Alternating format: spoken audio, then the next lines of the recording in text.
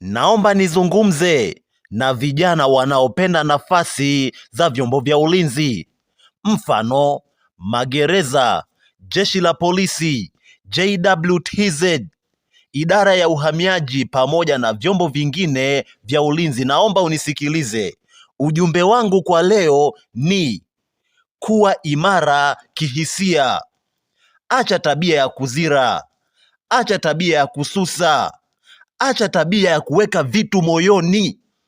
Na support kabisa, endelea na haso nyingine, endelea na mishe nyingine, lakini mamlaka husika wanapotangaza nafasi ambako inapofika muda sahihi, tuma maombi.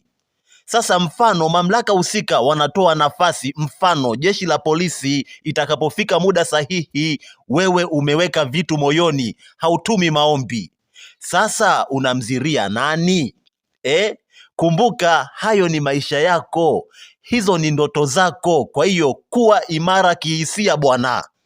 Acha tabia ya kuzirazira, acha tabia ya kuweka vitu moyoni.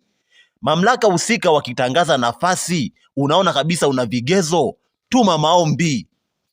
Kumbuka, huu ni ushauri wangu binafsi. Kwa hiyo mwenye maamuzi ya mwisho ni wewe binafsi, na pia sijakulazimisha.